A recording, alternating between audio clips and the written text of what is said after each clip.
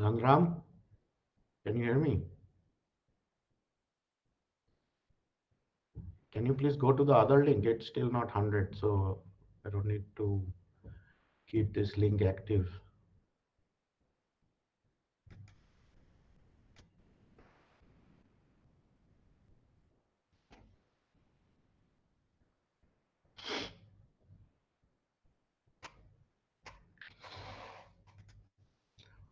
Uh, okay, so last time I think what we started off with was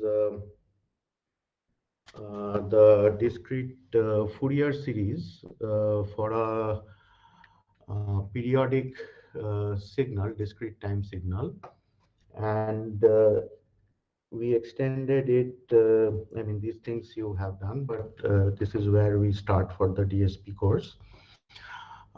We extended it by making the period of the discrete time periodic signal go to infinity, just like you derive the Fourier transform from the Fourier series in continuous case. Okay, so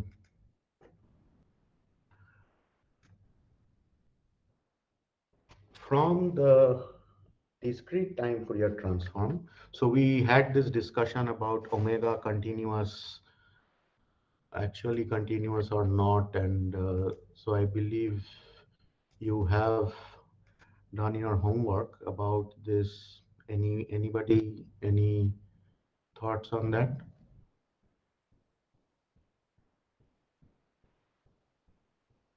Does everybody remember what I am referring to?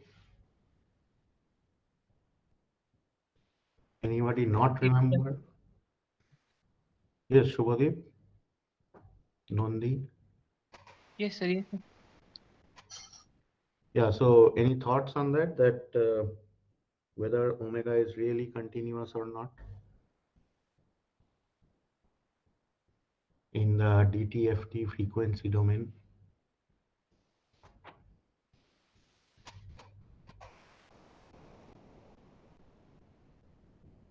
So I think it will be not continuous.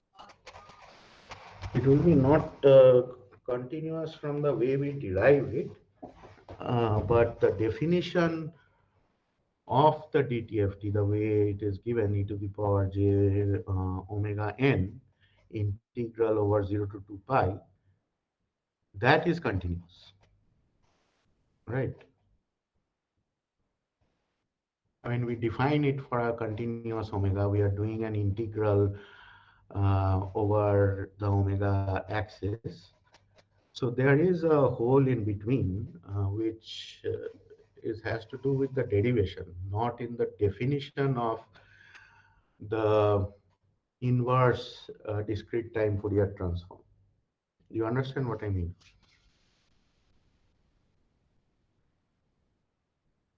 Because the final equations of the inverse discrete time Fourier transform, where we have xn equals 1 by 2 pi, that integral over 2 pi contiguous 2 pi x to the power j omega and xn d omega, x e to the power j omega e to the power j omega n d omega. I mean, we are deriving xn.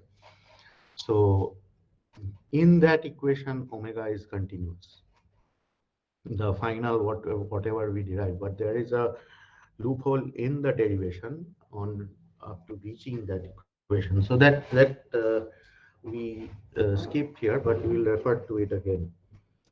Um, so now from the discrete time Fourier transform, so we had what did we have? Xn,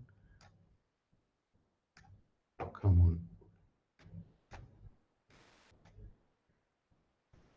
xn equals integral, I think 1 over 2 pi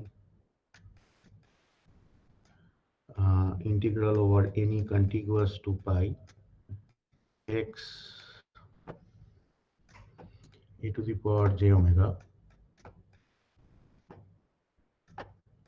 e to the power j omega n d omega,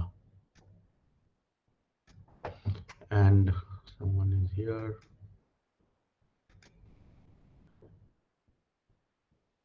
Shubhadeep, can you please go to the other link?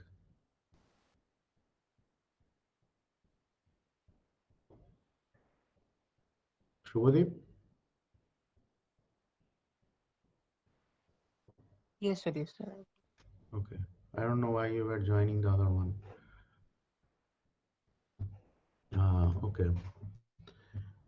So, and our x e to the power j omega, which is what the discrete time Fourier transform is, which is continuous on omega, is integral, not integral, sorry.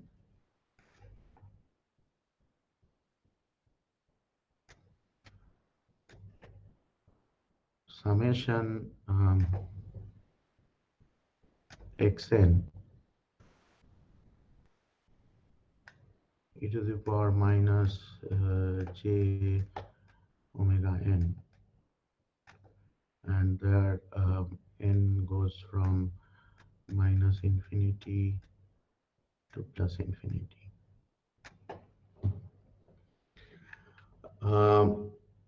So from here, from this DTFT, which is continuous over omega, we want to get a discrete version in frequency, right? And that is our discrete Fourier transform. Why do we need a discrete version in frequency for the from this DTFT?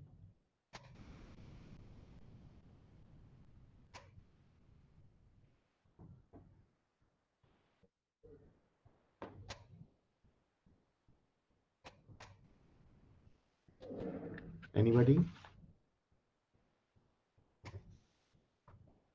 I mean, why at all? So we have the description, um, the frequency domain description of a discrete time signal, where frequencies are from minus pi to pi or 0 to 2 pi or any contiguous to pi. It is periodic with period 2 pi. So which should be done, isn't it? Why do we want a discrete Fourier transform where we discretize the frequency axis?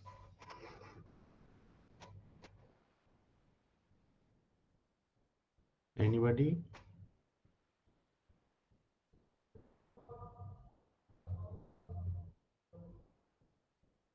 So computer can't process continuous data. That's one side. So basically, to do any frequency domain processing digitally, we need to discretize the frequency. Any other things?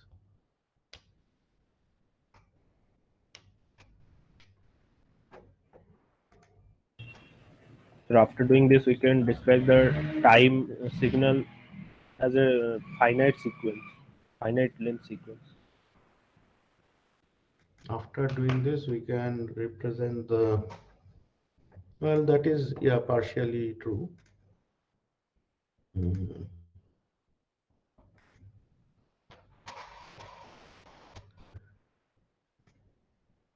So we will have both time duration as finite, and the frequency components as finite, right? So that will also allow us to do processing offline for finite time duration signals with finite duration frequency component, a finite, not duration, finite number of frequency components. Okay, so the way it is done, you guys already should be knowing. You have done DFT, right?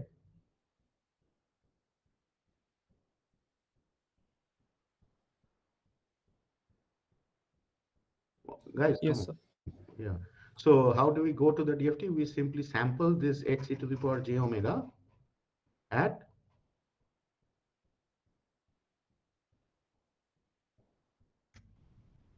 how do we sample it?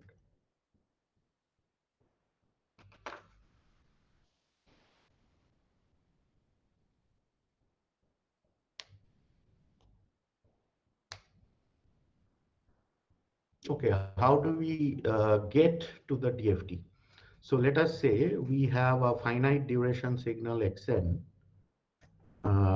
with finite number of samples. Um, let's say true for 0 to n minus 1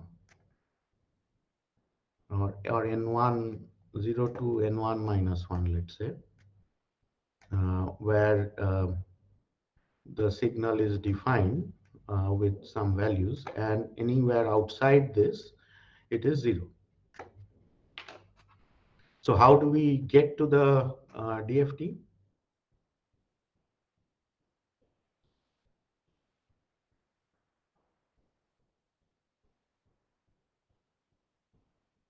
Who will say? Instead of omega, we will just write 2 pi by capital N into some k. 2 pi by capital N into some k, which just simply writing that would do it. I mean, we will be sampling omega at 2 pi by capital N, integer multiples of that. That will produce it. How do we go from here to that definition? Basically, we create back the same thing that we were doing. We go back to the periodic signal from Xn. We create a periodic signal x tilde n, which is equal to Xn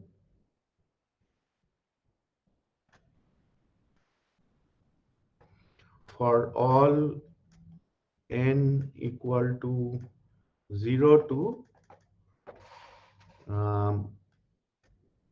capital N minus 1, where capital N is greater than N1, and we create this x tilde n with period capital N.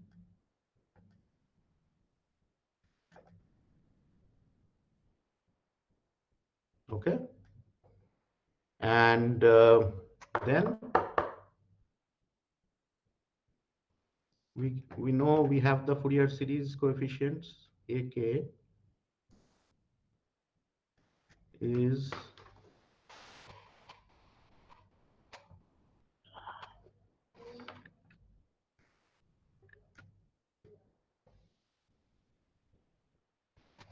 AK is what?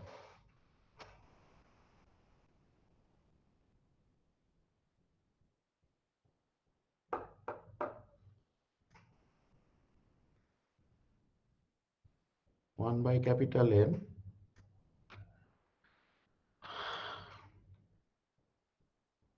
Come on, you guys have to tell. You have to interact.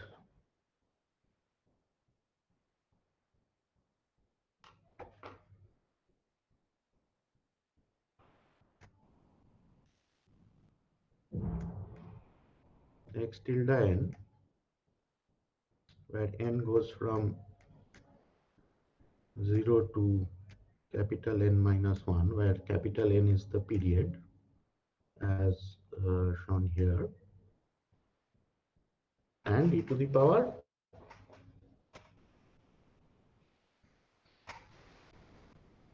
minus j, as we were saying, 2 pi by capital N into k.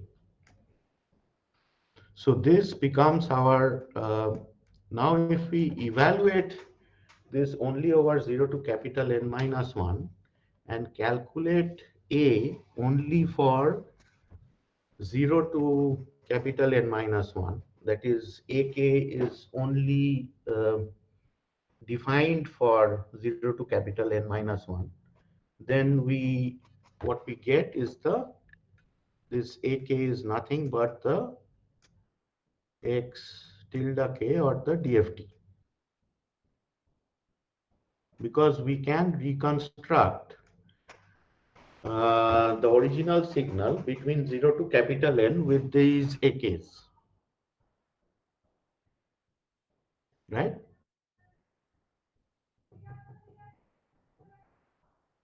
Hello guys, please, I am requesting you to participate. I don't want to make this go one way. Any questions here? So these coefficients, when we consider the 0 to capital N minus 1, because they will be repeating,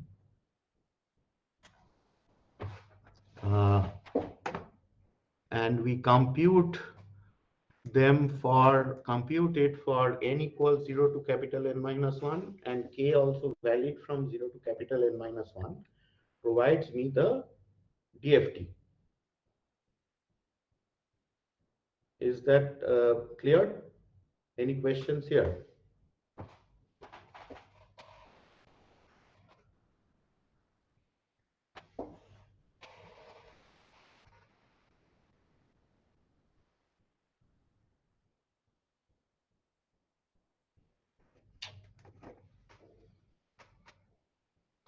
Amit Pote.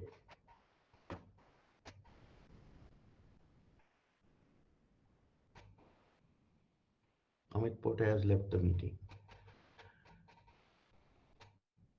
Bharat Prakash has left the meeting. Divyansh.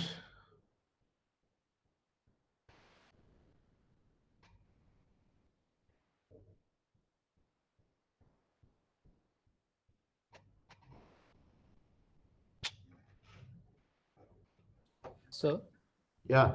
so the last day you had asked a question that when we are converting the discrete time Fourier series to discrete time Fourier transform, we are making just n is like n tends to infinity, but still k by n, that's a rational number. So how is like omega is equal to some irrational value that's allowed? So can you sort of answer answer that question? Yeah, I started off with that. So yeah, but I could not understand that. So can you please repeat? I don't know why from here you jumped back there, but it's okay. What I said is that the problem is in the derivation. The inverse discrete time Fourier transform equation is valid with a continuous omega. Is that okay? Okay, sir.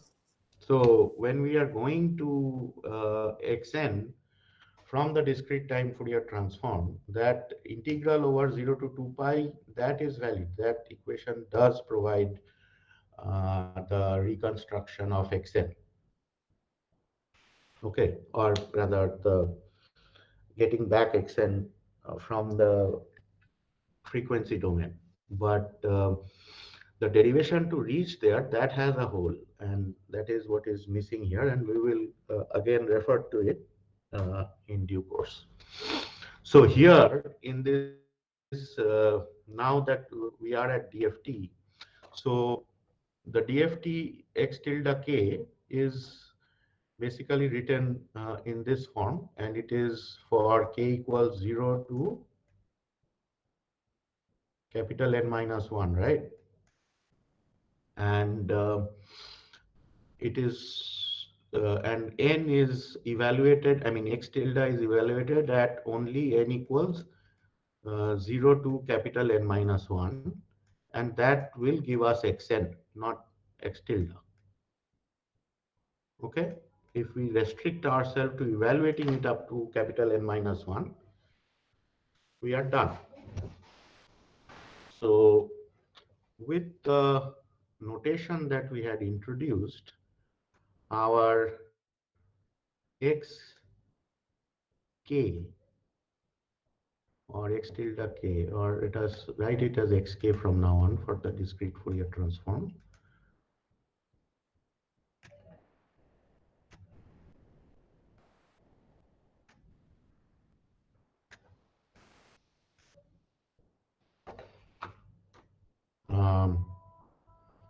that is 1 by n summation xn going from 0 to capital N minus 1, and W capital N Kn. Sir, Yeah, sir, is 1 by n present in DFT or it is present in inverse DFT? that's a matter of convention.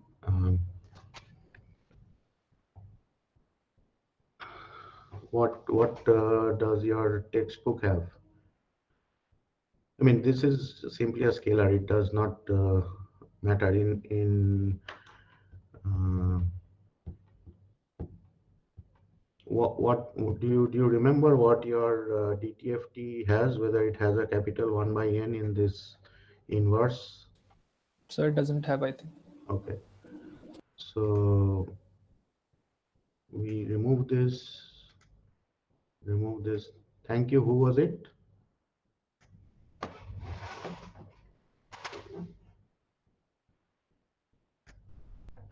Who pointed that one out, please? Shubhan. Sir, Sumit, Shubhadeep. Okay. Um,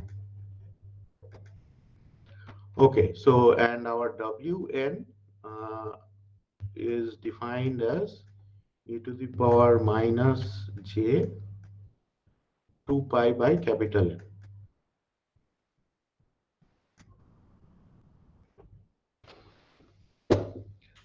So what is the do you know the matrix representation of the DFT?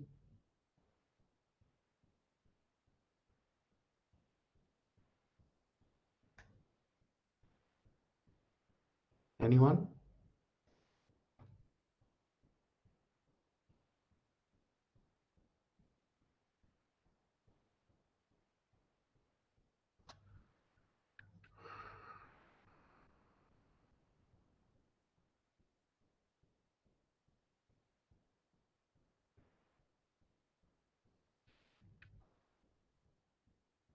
Vishwashu also left the meeting. Good.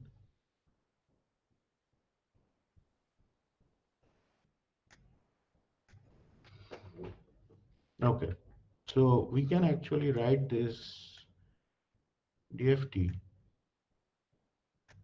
xk as a transformation from a matrix with a matrix W on the vector signal x, where the signal x or the vector x is simply x0 to x1 to xn minus 1.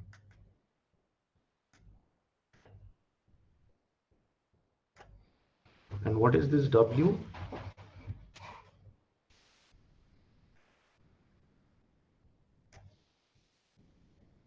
This matrix W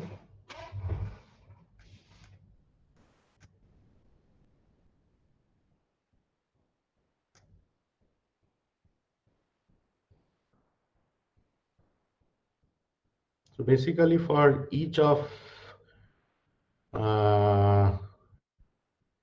the k's, we will have a row. Okay, so this is W capital N0 for k equals 0, and that repeats.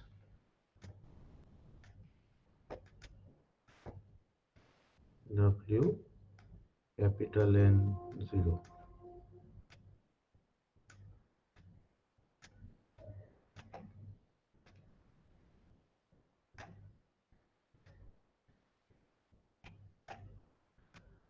is x0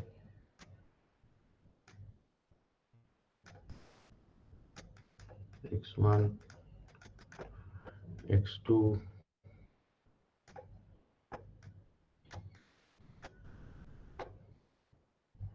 x capital n minus 1.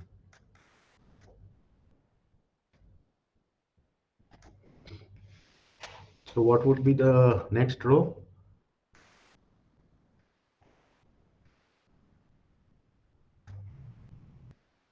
wn1, wn2, wn3, so on. wn1. Starting from zero So WN0. wn0 up to n minus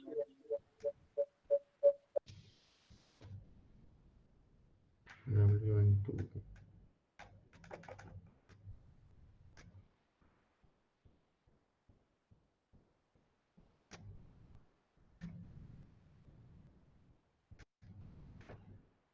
and then wn0, then wn, 2,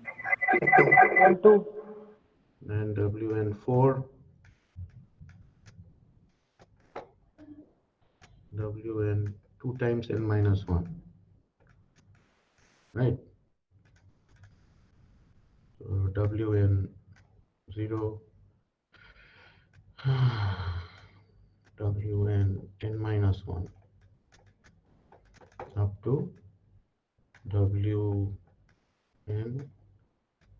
n minus 1 into n minus 1. Okay. So what is the inverse Fourier transform? Inverse DFT, IDFT?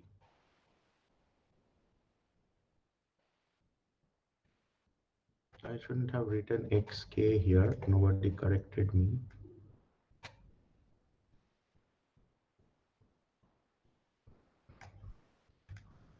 It is simply the vector x.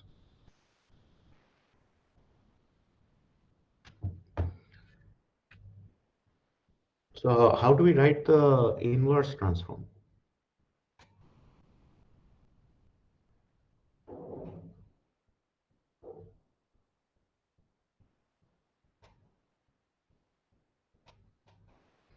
What do we know about the inverse transform? In this, I mean, we have done that, right? That is our little xn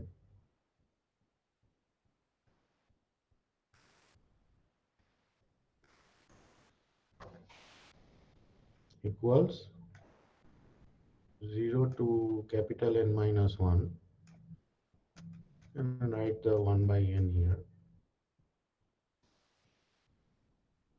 Xk times what? We have Wn minus nk, right?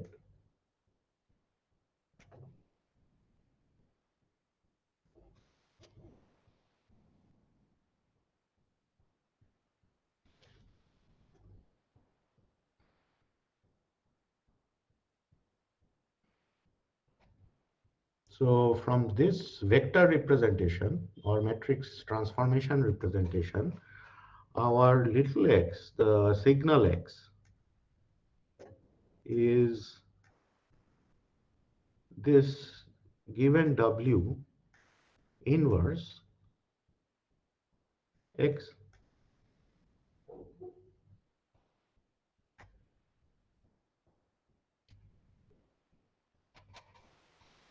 Is that fine? In terms of this W, it is simply W inverse x. And what do we get from here? This we know is true. What does this tell us about the transformation, this equation?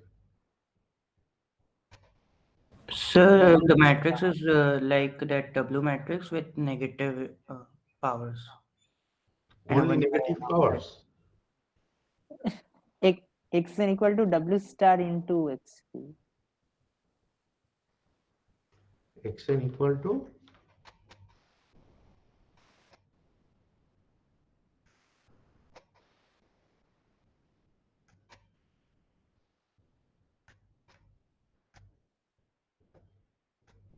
1 by n into W star into XK. W star transpose actually.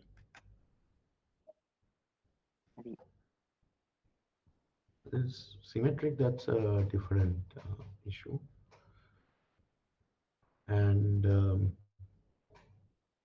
XK, not XN. Sorry.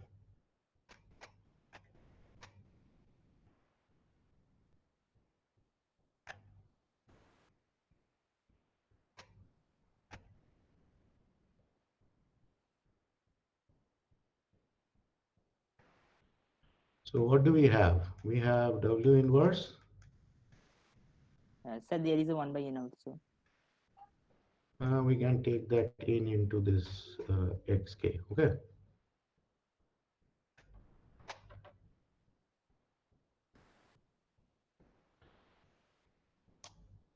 So what does this tell us about W?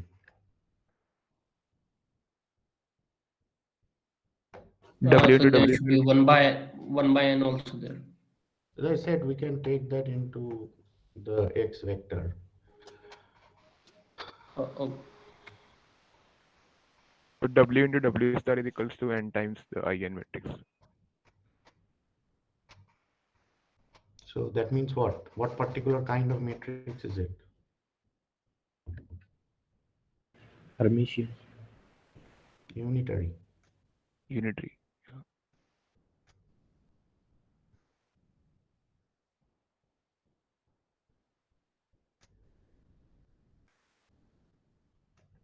Hermitian, definitely. So here is the first kind of um, topic in DSP, which is unitary transforms. So DFT, and we will go through multiple other transforms, which are actually in the class of unitary transforms.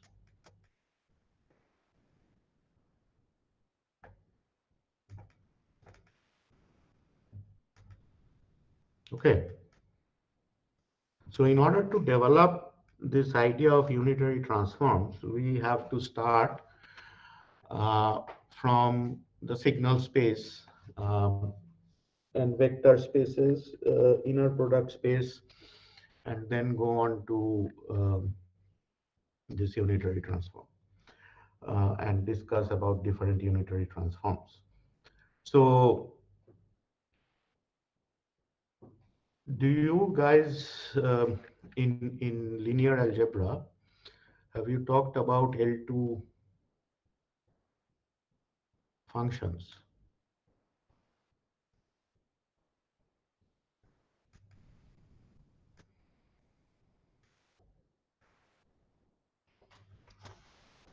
And vector spaces?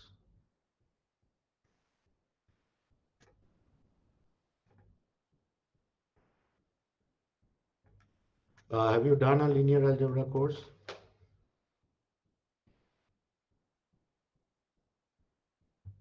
Yes, a matrix algebra we have done. Matrix algebra. And is signal space being covered in digital communication or has been covered in analog communication or anything?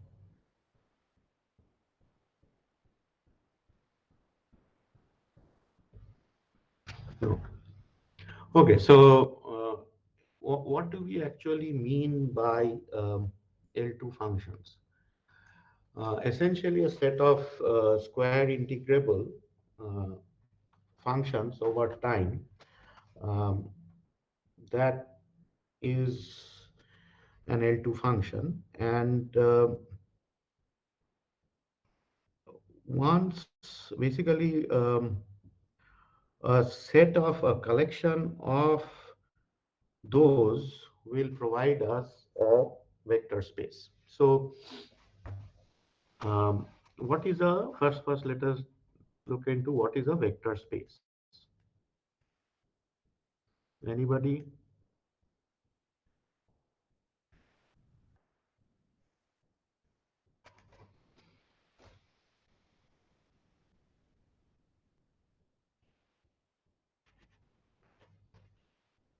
What is a vector space?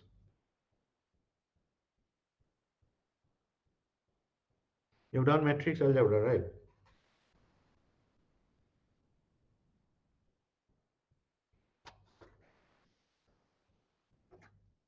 Who is it?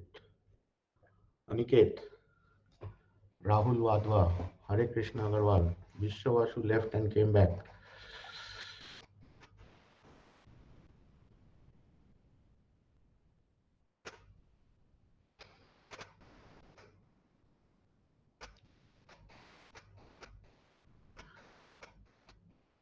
Rohit Gain left again. Okay.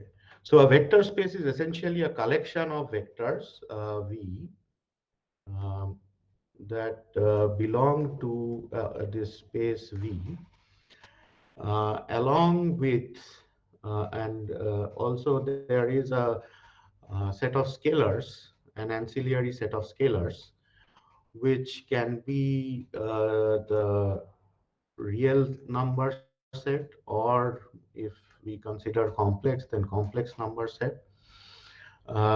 These together can form a vector space if they follow certain axioms and allow certain operations to be done on the elements of the vector space, on the elements of this set, and then that is the vector space. So what are the axioms then? The axioms are, if V and U are two vectors belonging to the vector space V, then it follows addition such that remember, such that V plus U is a unique vector that is created. This is unique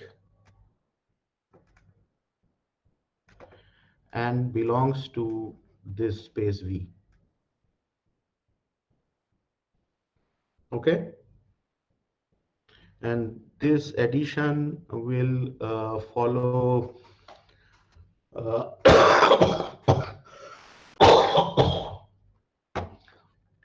who is coming in now? Arya Chandan Reddy.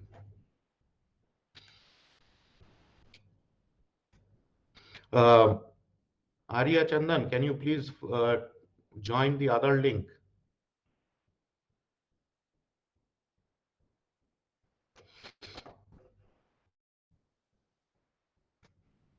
Addition will follow commutativity properties with these vectors. Commutative.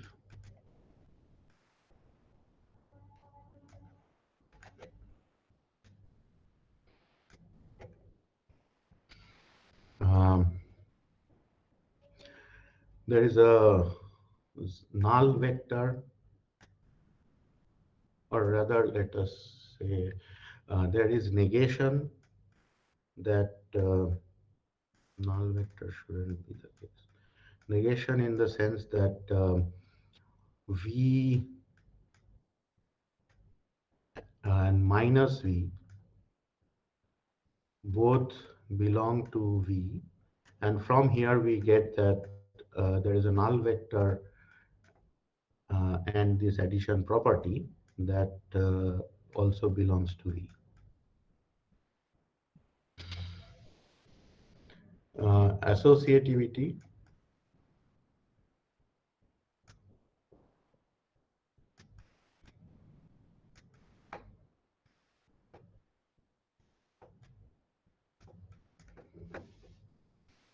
You know what is associativity, right? If you have basically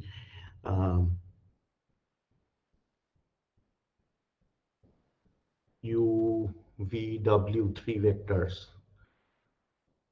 and U plus V plus W, within, if you add one of them, one of the pairs first, you can add the second pairs, you get the same answer. Okay. And so these are the ones that are followed by addition.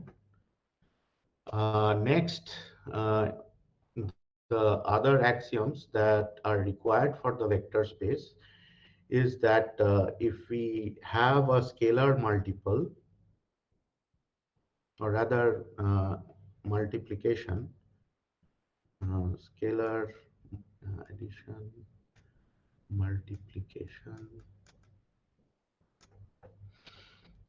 and alpha is a scalar from that ancillary set associated with the vector space, then alpha v belonging to the vector space V also belongs to the vector space V. Okay? Distributive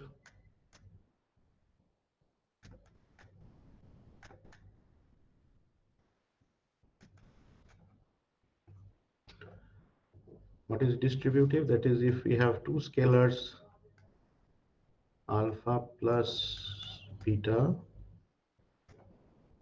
multiplying V, that is basically sum of alpha V plus beta V.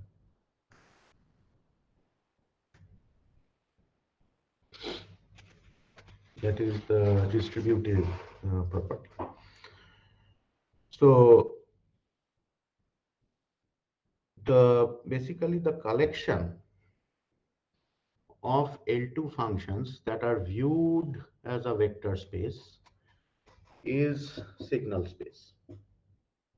This is called the signal space, and what this allows is the L2 functions allow a lot of discontinuous functions, like, and also functions that are not easily tractable, like the delta function, unit step function that whose derivative does not exist as zero.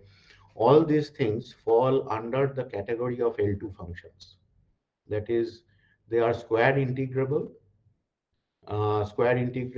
in a finite interval also, and also minus infinity to infinity. So all these fall under L2 functions. And when the set of L2 functions are viewed as a vector space, that is, the set of L2 functions viewed as a vector space, meaning that they follow the rules of a vector space, that is what we will call our signal space. And whatever we will work on will be with such signals. Okay?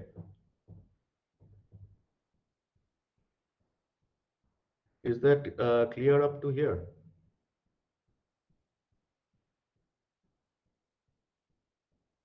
Any questions up to here?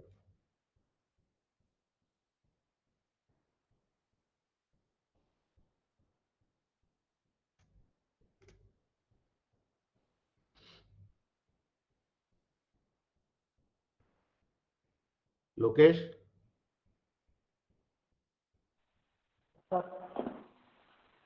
Hello?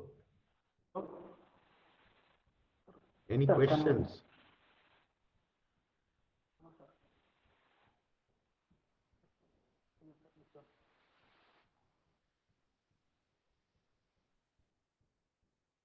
I cannot hear you. Ranveer, Yes, sir. any questions up to here? No. Okay. Anybody, any questions up to here?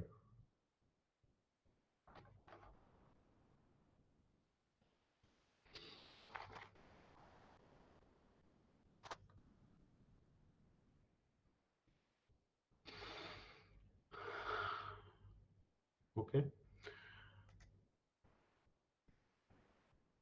So now comes the concept of the representing the vector space with orthogonal functions, and or rather with basically set of vectors that span the entire vector space. Okay. So you have done matrix algebra matrix analysis. What is the meaning of, let's say, a set of vectors v1 to vn spans a space V?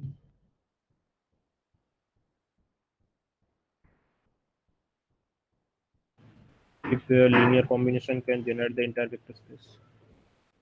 If the linear combination can generate the entire vector space, then it is a those span the entire vector space. And what unique property of those spanning vectors make them basis vectors? They must be linearly independent. They must be linearly independent. And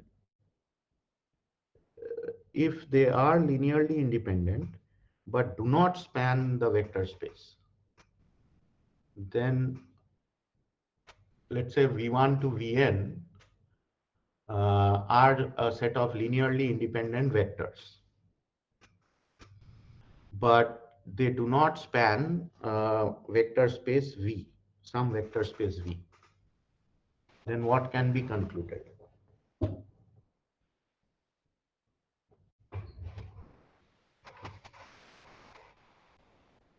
We need higher number of vectors, higher We order. need the dimension of the space is of higher dimensional than n, but there will be a spanning set of vectors, a vector set of vectors that span the entire vector space that include those vectors. Okay.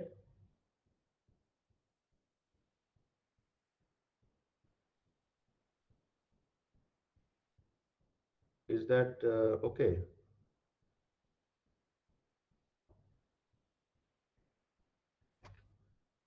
That means what we are saying is that any set of linearly independent vectors in a particular space, if they do not span the entire space, then there must be a set of basis vectors for that vector space that includes all the vectors that we talked about as linearly independent.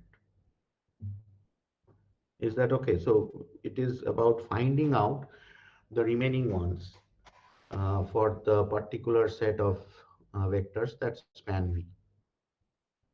Okay, and okay, let's say now the vectors span a set of vectors v1 to vn span the vector space, but they are linearly dependent.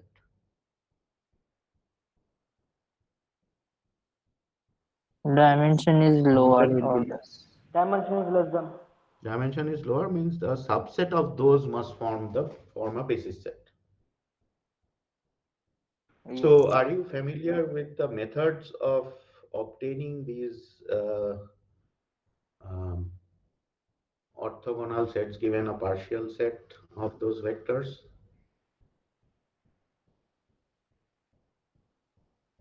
Let's say you are given 5 vectors, or let's say 12 vectors, and you know the vector space is 9-dimensional. Are you aware of ways in which you find out the 9 basis vectors within that set?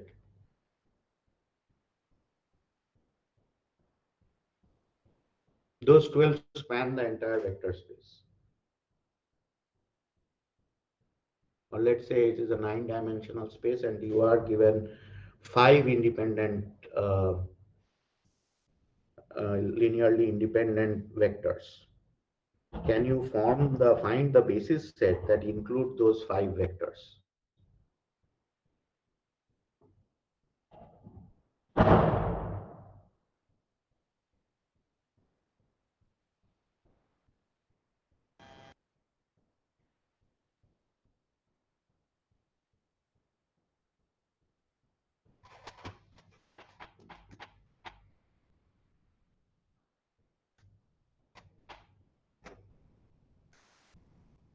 Abhinav, it's time is almost over. So, and anyway, you join the other side, okay?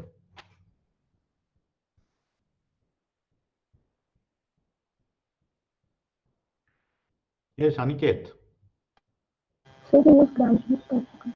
Yes, sir.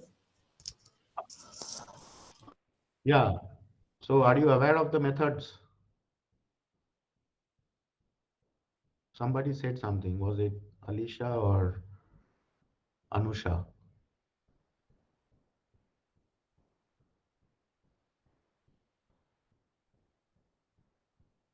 अरे भाई कुछ तो बोलो यार मैं speak up, come on. Yes, Sri Harika Reddy. So we use Grant's method to generalization to find the basis structure.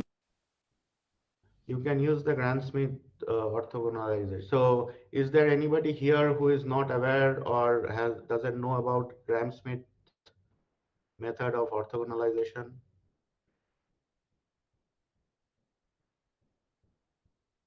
Anybody? Because going forward, we will be requiring these. So this was done in your matrix algebra, right? Harika? Sri Harika? Yes, it was done in network theory also. Oh, done in network theory also. Good. Okay. Okay, so I'll stop here and more about unitary transforms and other unitary transforms and so on Wednesday, and then computation of unitary transforms. Okay, thank you. So you may leave if you want, and if anybody has any questions, you can. I will be here for a couple of minutes if anybody has questions.